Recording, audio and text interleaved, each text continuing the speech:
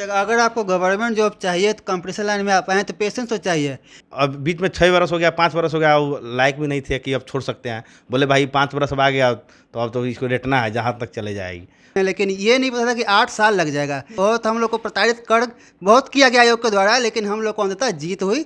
नमस्कार, आप लाइव बिहार देख रहे हैं। मैं हूं राजमोहन तिवारी। 8 सालों का इंतजार आखिरकार खत्म हुआ। बिहार कर्मचारी चयन आयोग ने प्रथम इंटर स्तरीय का फाइनल रिजल्ट यानी मेरिट लिस्ट आखिरकार जारी कर दिया और उसके बाद हमारे साथ आज 3 ऐसे अभ्यर्थी हैं जिनका सिलेक्शन हो गया है। लगातार लड़ाइयां भी लड़ते रहे, आंदोलन भी करते रहे, पढ़ाई भी करते रहे और अंतिम तक मेरिट लिस्ट के लिए भी लड़ाई लड़ते रहे और आखिरकार जब चयन हुआ तो वो खुशी इनके चेहरे पर आपको नजर आएगी। 8 सालों से लगातार इसी इंतजार में थे कि कुछ ना कुछ करना है और करना भी है तो बिहार एसएससी के भर्ती से ही करना है। और वो देखिए आज मुकाम कि 3 अलग अलग अभ्यर्थी और तीनों का अलग अलग सिलेक्शन हुआ है। किसी का पंचायत सचिव के तौर पर, किसी का राजस्व कर्मचारी के तौर पर, तो किसी का जूनियर असिस्टेंट क्लर्क के तौर पर हुआ है। 3 हमारे साथ हैं, तीनों से बात करेंगे। सबसे पहले आदित्य से बात करेंगे। पहले भी हमारे साथ जुड़े रहे हैं आदित्य। 8 साल का इंतजार कैसा लग रहा है अब तो बहुत राहत मिल रहा है। अब लग ही नहीं रहा है कि 8 साल इस समय कैसे बीता पता नहीं चला। खैर आयोग तो लेट किया लेकिन जो भी किया फेयर एग्जाम लिया, फेयर तरीके से रिजल्ट दिया। आज के दिन में बहुत अच्छा लग रहा है। आयोग को धन्यवाद भी देना चाहेंगे। धन्यवाद देंगे 8 साल इंतजार कराने के बाद। हाँ, ये तो धन्यवाद इसलिए दे रहे हैं कि आयोग भविष्य में इस धन्यवाद के काबिल बनने के लिए, खड़े उतरने के लिए अच्छे से एग्ज़ाम जल्दी करने के कष्ट करेंगे। इसलिए धन्यवाद दे रहे हैं कि ताकि स्टूडेंट का धन्यवाद आयोग स्वीकार करे और अपने लिए कुछ सोचे कि स्टूडेंट इतना अच्छा सोचता है आयोग के लिए, तो आयोग कुछ अच्छा करे भविष्य में। जब आपने पहली बार 2014 में ये बहाली आई थी 13,120 पदों की, जब पहली बार फॉर्म भर रहे थे उस समय आप क्या कर रहे थे? उस समय हम जस्ट फार्म भरे थे, उसके बाद एग्ज़ाम का तैयारी ही शुरू किए थे, कंपटीशन एग्ज़ाम का। उस समय इतना नहीं सोचे थे कि ये एग्ज़ाम यहाँ तक पहुँचेगा और मेरा सफ़र यहाँ तक ही इसके साथ चलेगा। लेकिन जैसे जैसे टाइम बीतता गया वैसे वैसे मेहनत बढ़ते गया, एग्ज़ाम के प्रति लगाव बढ़ता गया और वैसे वैसे कंपटीशन का जो क्षेत्र था उसको समझते गए। इसलिए अंततः एग्ज़ाम में सिलेक्शन पाने में कामयाब हुए। इंटरमीडिएट आपका कब का है? 2012 का। और ग्रेजुएशन फिर 15 में। और उसके बाद की पढ़ाई? उसके बाद का बहुत सारा सेंट्रल एसएससी, रेलवे और सब तरह तरह के एग्ज़ाम निकालें। कहीं किसी तरह, कहीं कहीं थोड़ा थोड़ा छटें, कहीं सिलेक्शन भी पाएँ, कहीं छोड़े भी, बिहार पुलिस ये सब में। उसके बाद फिर फाइनली इसमें ज्वाइन करना है। 2014 में ये बहाली आई थी, उस समय आपकी उम्र क्या थी? उस समय सर मेरी उम्र सर 19 वर्ष थी, 19.5 वर्ष थी। आज जो मेरी उम्र जो है 26.5 वर्ष हो गई है। बताइए 8 साल घूम फिर कर लग गए, उस समय क्या कर रहे थे? पढ़ाई कैसे उस समय का पढ़ाई था और आज का कैसा माहौल है? सर देखिए, हम 2 सितंबर 2012 में हम पटना आए हुए थे। तब से लगातार 10 वर्षों से लगातार पटना में बसे हुए हैं। पहली बार सर पूरे बिहार एसएससी अभ्यर्थियों की तरफ से और आपको राजमोहन सर और लाइव बिहार को मैं पहले धन्यवाद देना चाहता हूं कि आप हम लोगों को बातों को सरकार और आयोग तक बहुत निष्पक्षता से आप अपनी बातों को रखें। हम लोगों को बहुत सपोर्ट मिला आप लोगों के माध्यम से। बस ये जो बहाली जो 2014 में जो आई थी, हम लोग जो 17 में इसका पीटी का एग्ज़ाम हुआ था वो रद्द हो गया। वो जो फरवरी में उस एग्ज़ाम को कैंसिल कर दिया गया क्योंकि पेपर जो है लीक हुई थी। उसके बाद में उसमें सचिव और चेयरमैन जो अभी जेल में भी है। उसके बाद में दिसंबर में जो है हम लोग आंदोलन किए। आंदोलन करने के बाद उसके बाद में डेट आया तो 8 और 9, 10 3 डेट में दिसंबर में 2018 में एग्ज़ाम लिया गया। उसके बाद में 1.5 वर्षों के बाद में 2020 के फरवरी में पीटी का रिजल्ट आता है। आंदोलन करते हैं हम लोग, धरना प्रदर्शन करते हैं, गर्दनी बाग में जाते हैं, वहाँ पे आयोग के गेट पे जाते हैं। उसके बाद में फिर दिसंबर 2020 में ऐसी घटना होती है कि हम लोग दुर्गा में क्वालिफाई करते हैं और 29 नवंबर को इसका डेट आया था मेंस का, बिहार एसएससी का और दरोगा का, दोनों एग्जाम कोलैप्स कर गया था। उसके बाद फिर हम लोग आंदोलन किए डेट को चेंज करवाने के लिए। फिर अंततः जो है इसका 13 दिसंबर को आया। फिर कुछ कारण बस उसको 25 दिसंबर को किया गया। हम लोग दरोगा भी दिए, फिर बिहार एसएससी भी दिए। इसी तरह सिलसिला जो है 2022 आ गया। जुलाई में इसका टाइपिंग होगा, सितंबर में फिजिकल दिए। फिर 24 दिसंबर से 2021 में 24 दिसंबर का हम लोगों का डीबी समाप्त हुआ। और डीबी के बाद में उसमें क्या हुआ कि ईबीसी और बीसी कैटेगरी के लिए जो एनसीएल का मुद्दा आयोग ला दिया कि 2014 के पहले के आपके डॉक्यूमेंट चाहिए, कास्ट सर्टिफिकेट या NCL जो। अब बताइए 2014 की बहाली के पूर्व उस समय लड़का इंटर करके ही आया, कौन NCL बनवाएगा?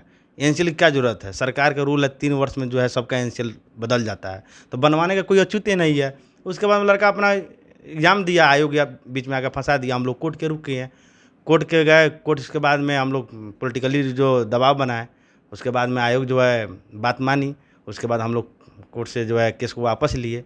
वापस लेने के बाद हम लोग को अंततः जीत हुई और फिर 3400 लड़का का NCL का फिर लिस्ट आया। उसके बाद में आज हम लोगों का रविवार को फाइनल रिजल्ट आया और हमको राजस्व कर्मचारी की प्राप्ति हुई। और ये 8 वर्ष की बहाली जो है ये समझिए कि UPSC BPSC के बराबर है। यह बहाली छोटी जॉब या बड़ी जॉब्स की बात नहीं है, ये इतनी समय के बाद हम लोग सफलता जो मिली है ना, इसकी खुशी और जो तत्काल सफलता मिलती है उसकी खुशी में बहुत अंतर है। बहुत लंबी लड़ाई चली। बहुत लंबी लड़ाई थी, पढ़ाई के साथ हम लोग लड़ाई भी की है। आयोग से समझिए कि हम लोग सरकार और आयोग से जॉब जो हम उसको पॉकेट से निकाले हुए हैं, कलम के दम पे। और अपने क्या नाम है आपका? रुपेश कुमार। कहाँ से हैं? सर मोतिहारी से हैं। शादी उस समय तो नहीं हुआ होगा, अभी हुआ है कि नहीं? नहीं, अभी भी सर नहीं हुआ है, अब हो जाएगा, अब लग रहा है। आपका नाम क्या है? रवि कुमार सर। कहाँ से हैं? हम खगौल पटना से ही हैं। और किस पद पर चयन हुआ है? मेरा जूनियर अकाउंट क्लर्क सिंचाई विभाग, मतलब जल संसाधन विभाग में मेरा चयन हुआ है। अभी क्या कर रहे थे? अभी भी सर तैयारी कर रहे थे रेलवे का और SSC ये सब का। चल रहा था? हाँ, चल अब रहा चलेगा था। कि रुकेगा? अब चलेगा, मतलब अब और ऊपर का सोचेंगे। BPSC है, सचिवालय सहायक है। मतलब मेरा शुरू से शौक था ना सर कि हम बिहार में ही जॉब करें, यही कारण मेरा ड्रीम था, वो ड्रीम मेरा पूरा हुआ। अब है कि और आगे पढ़ाई करूं और सिविल सर्विस का तैयारी करूं। 2014 में जब ये बहाली आई थी, उस समय आपने ये इंटर लेवल की बहाली थी, आपने पहली बार फॉर्म डाला, क्या सोचकर डाला था?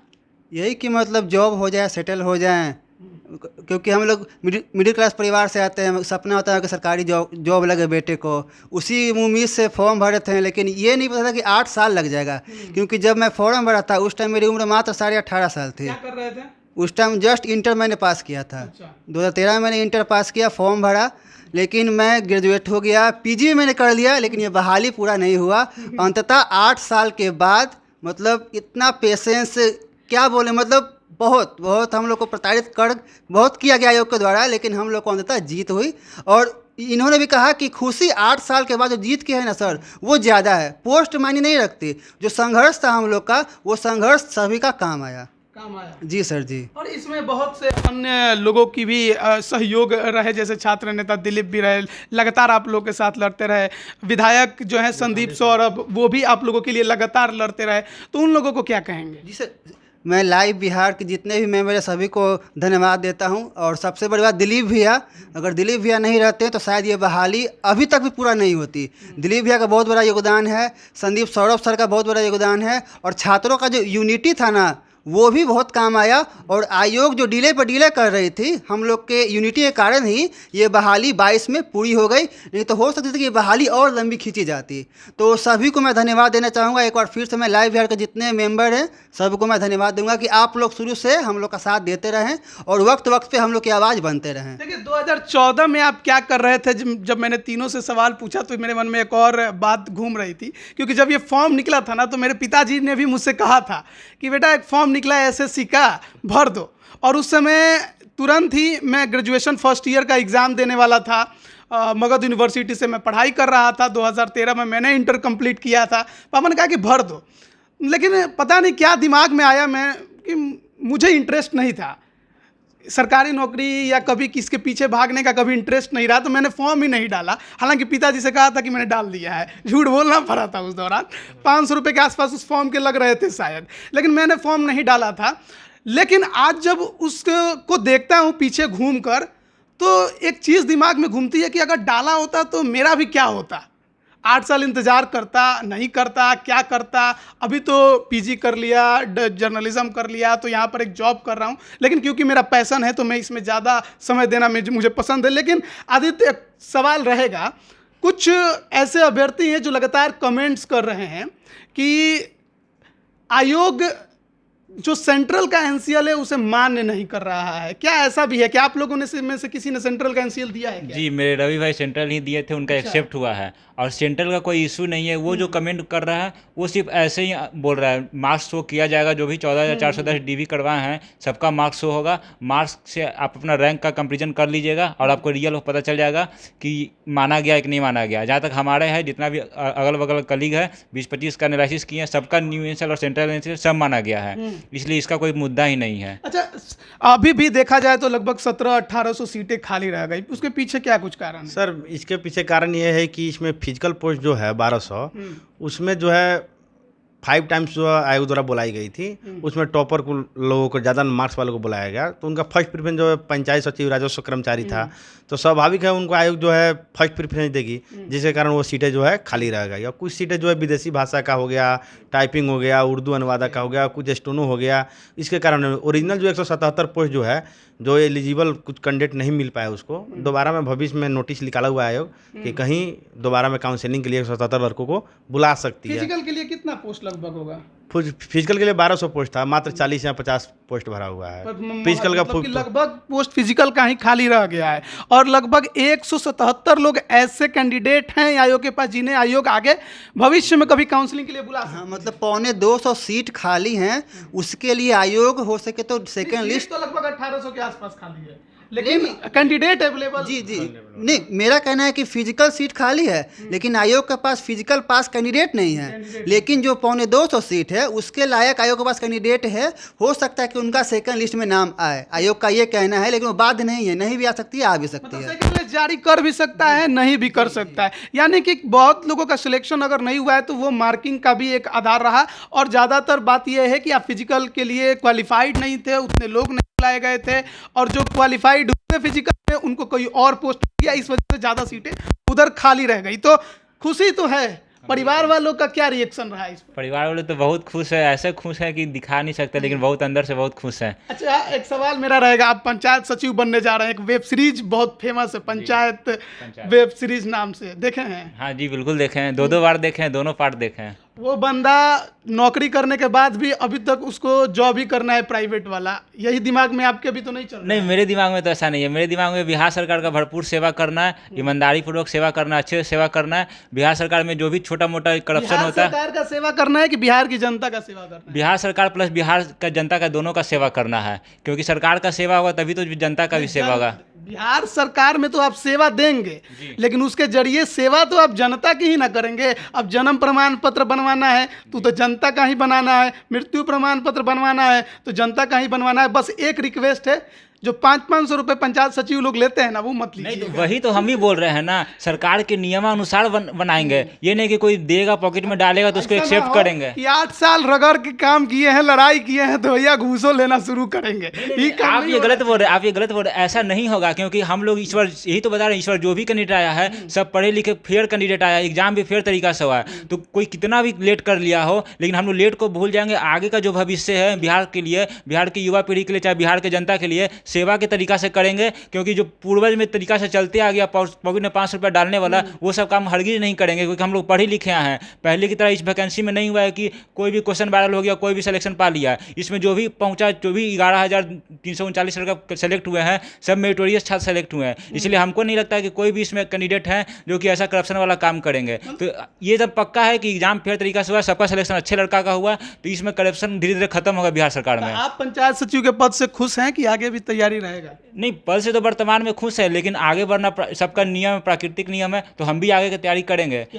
आगे की तैयारी सचिवालय सहायक है, बीपीएससी में आजमाएंगे। पहले तो बीपीएससी का नहीं किया, लेकिन सचिवालय सहायक का भी कंटिन्यू करेंगे। कुछ समय बाद एग्जाम होने वाला, हाँ, उसका भी फॉर्म भरे हुए, कुछ समय बाद एग्जाम होने वाला है, उसका भी तैयारी तो है, सिलेबस सेम ही है, तो मेरे लिए कोई बड़ी बात होगा नहीं। उम्मीद करते हैं उसमें भी करेक्ट कर लेंगे, फिर आपके पास इंटरव्यू देने फिर आएंगे। रात 12 बजे रात जो है रिजल्ट हम लोग का प्रकाशित हुआ। उस समय मेरे मम्मी पापा जो नेपाल में रहते हैं, वहाँ पे कनेक्शन नहीं हो पा रहा था। पहले तो सूचना माँ बाप को देना जरूरी था। हम बहुत बेचैन हुए रात भर, अभी तक जगे हुए हैं। रात से लेकर अभी तक हम सोए हुए नहीं है। 6 बजे जब उठे तब मम्मी पापा को कॉल किए, तो जाके उनसे बात हुई। बहुत खुशी हुआ उन लोगों को, इतना जो है टाइम लगा, लेकिन अंततः सफलता मिल गई। यही सबसे बड़ी है। इसमें छोटी छोटी घटना हम लोगों का, इस फॉर्म भरने में चालान कटवाने के लिए भी हम लोगों का जो है बहुत परेशानी हुआ था। अब बीच में 6 बरस हो गया, 5 बरस हो गया, वो लायक भी नहीं थे कि अब छोड़ सकते हैं। बोले भाई 5 बरस अब आ गया तो अब तो इसको रेटना है, जहाँ तक चले जाएगी। आयोग भाग रहा था, हम लोग पीछे पीछे चल रहे थे। हम लोग 35-40 लड़का जो हम लोग प्लानिंग टीम कितना था, जरूरी है वही planning मतलब team थे एक धीरज बनाए रखना सरकारी नौकरी पाने के लिए, वो भी खासकर बिहार में कितना जरूरी है आपको लगता बहुत बहुत बहुत मतलब हम लोग संघर्ष किए इतना, मतलब 8 बरस से 7 बरस से एक बहाली के लिए हम लोग पीछे पड़े। ये सबसे बड़ी हम लोगों का समझिए कमजोरी समझिए, लेकिन 8 बरस लगा ये आयोग और सरकार जो हम लोग के जीवन को मतलब बर्बाद कर दिया। 8 बरस में हम लोग कहाँ से कहाँ पहुँचे रहते, जो किसी बहाली को 100 साल भर में पूरा कर दी। 7 बरस का वेतन तो हम लोग को मिलता, ये बहुत परेशानी हुई। इसलिए जो है सफलताओं का खुशी मनाइए, इसमें कोई बात नहीं दौरान है, लेकिन 3 बार असफलताओं के से भी सीख लेना चाहिए हम लोग उसके को। बाद से अब तक 3 बार सीएम जी अलग अलग शपथ ले लिए हैं, लेकिन आप लोग का बहाली अभी तक चल रहा बहाली है। जितना तो धीरज बहाली का ही मतलब पेशेंस, बिहार में सरकारी नौकरी अगर चाहिए तो पेशेंस बनाना होगा। जिससे अगर आपको गवर्नमेंट जॉब चाहिए तो कंपटीशन लाइन में आप आए तो पेशेंस तो चाहिए, क्योंकि अगर एक समय ऐसा होता है अगर आप छोड़ते भी हैं तो आपको उतनी ही दूरी तय करनी पड़ेगी जितनी आप मतलब आगे जाना चाहते हैं। तो हम लोग जब इस लाइन में आ गए तो यही सपना था, टारगेट था कि जॉब लेना है, भले ग्रुप डी का हो, पहले सेटल हो जाना है, उसके बाद आगे की तैयारी करते रहना है। तो इधर हम लोग का हो गया, बहुत खुशी है। और यही उम्मीद करते हैं कि जैसे भाई जी ने बोला कि सचिवालय सहायक हो तो फिर एक बार फिर आपके पास आए, आपको मिठाई खिलाऊं और जो माँ बाप है उनको मतलब और प्राउड फील करवाऊं, यही कहना चाहूँगा। और मतलब क्या बोलूँ, 12 बजे से मैं भी 1 सेकंड तक नहीं सोया हूँ। 12 बजे रिजल्ट आते सबसे पहले तो मैं मन भर रोया, अभी भी मतलब इमोशनल हाँ जी, और मतलब इतना आगे जो सेकंड स्तरीय जब भी आना हो आए, अगर उसकी तैयारी कोई करना चाह रहा होगा अभ्यर्थी, उसको क्या टिप्स दीजिएगा? यही कहूँगा जो सिलेबस है उसको फॉलो करिए। सिलेबस कैसे निकालेगा? सिलेबस इसमें 50 रीजनिंग, 25 मैथ, 25 साइंस और 50 जीके करेंट के सब रहता है। मतलब जो आयोग का सिलेबस है उसी के अनुसार आप फॉलो करिए, प्रैक्टिस करिए, आपका सिलेक्शन जरूर होगा। आयोग का सिलेबस उसके वेबसाइट पे रहता है? हाँ बिल्कुल रहता है, प्रोस्पेक्टस में रहता है। और प्रीवियस क्वेश्चन देखिएगा ना तो सबका सिलेबस सेम ही होता है, इंटर लेवल हो चाहे ग्रेजुएशन लेवल, CGL 1 CGL 2 भी हुआ। इन्होंने बताया कि इतने इतने नंबर का ये आता है, तो वैसे पढ़ाई कैसे करें उसका? हाँ तो सबसे पहले तो जो टॉपिक पूछता है, मान लीजिए मैथ में 25 क्वेश्चन, तो सारे टॉपिक को पढ़ना होगा। फिर सारे टॉपिक को एक्सरसाइज 20 बार 30 बार बनाना होगा। रीजनिंग का जो टॉपिक उसको पढ़ना होगा। और जीके जीएस जो लूसेंट क्राउन और जो ही बुक मार्केट में अवेलेबल है वही सबसे पढ़ना है, 2-3 बार पढ़ना है एक ही बुक को, बस इतना से ही काफ़ी है। और रेगुलर सेट प्रैक्टिस करना होगा। हाँ वो तो इंटर लेवल के पद में जो भी है उसमें टाइपिंग पहले से मेंशन किया रहता है, उसमें आपको टाइपिंग देना होगा। टाइपिंग इस बार तो इंग्लिश का 35 और हिंदी का 30 लिया है। और टाइपिंग पैसेज बहुत ईजी था, नॉर्मल था, इसलिए कुछ ज़्यादा दिक्कत नहीं है। बस यही कहेंगे कंटिन्यू रहना बहुत ज़रूरी है, रेगुलर रहना ज़रूरी है। एग्जाम कब हो कब ना हो ये नहीं सोचना है, कंटिन्यू लगे रहना है। कोचिंग कितना महत्वपूर्ण? कोचिंग महत्वपूर्ण तो है, शुरू में 1-2 साल कोचिंग गाइडलाइन चाहिए, 1-1.5 साल, लेकिन कोचिंग करने के अलावा आपको घर पे करना होगा। घर पे नहीं कीजिएगा तो कोचिंग का कोई फ़ायदा नहीं है, कोचिंग का टाइम भी जाएगा, कोचिंग का पैसा भी जाएगा। इसलिए हम कहें घर पे तो बहुत ज़रूरी है। जैसे हम पढ़ें कोचिंग में तो पढ़ें, कोचिंग में ध्यान लगा के पढ़ें, लेकिन साथ साथ कोचिंग खत्म होने के बाद सारा पढ़ा हुआ कोचिंग का घर पर रिविजन किए। बस ये मान के चलना है, ज़्यादा नहीं कि एक ही दिन में बोझा की तरह पढ़ लेना है। धीरे धीरे पढ़ना है, धीरे धीरे 2 घंटा 4 घंटा डेली पढ़ना है। ये नहीं कि एक ही दिन एग्जाम आया तो 8 घंटा शुरू कर दिए, वैसा नहीं, धीरे धीरे पढ़ना है। चलिए बहुत बहुत धन्यवाद आप तीनों का, और बहुत बहुत शुभकामनाएं आपको आपके भविष्य के लिए कि बिहार एसएससी का जो रिजल्ट आया है उसमें ये तीनों के तीनों कैंडिडेट पास हैं। कुल रिजल्ट 11,329 आयोग ने जारी किया है। 13,120 पदों की बहाली थी, लगभग 1800 के आसपास पदें खाली रह गई हैं, लेकिन कैंडिडेट्स आयोग के पास नहीं है, ऐसा आयोग का कहना है। 177 अभ्यर्थियों का लिस्ट उसने ज़रूर बना के रखा है, कि एक आंकड़ा दिया है कि अगर सेकंड काउंसलिंग करानी हो तो हम इन्हीं 177 अभ्यर्थियों को बुला सकते हैं। हालांकि उसने ये कहीं नहीं लिखा है कि हम बुलाएंगे ही, लेकिन बुला सकते हैं। सीटें खाली रह गई हैं तो बुला ही लेना चाहिए। 177 और लोगों का भविष्य जरूर सुधरेगा। सेंट्रल एनसीएल को लेकर कई कमेंट्स आ रहे थे, तो जैसा कि रवि भाई ने बताया कि उन्होंने सेंट्रल एनसीएल ही दिया था और वो सिलेक्ट हुए हैं, तो ये कोई विवाद का अब विषय नहीं रहा। न्यू एनसीएल भी एक्सेप्ट हुए हैं और न्यू एनसीएल के एक्सेप्ट के साथ ही ये रिजल्ट जारी किया गया है। तो आप अन्य अभ्यर्थी जो सिलेक्ट हुए हैं, आप सभी को बहुत बहुत बधाई। आप बने रहिए लाइव बिहार के साथ, आप सभी का धन्यवाद। लाइव बिहार यूट्यूब पर सब्सक्राइब और फेसबुक पर लाइक जरूर करें।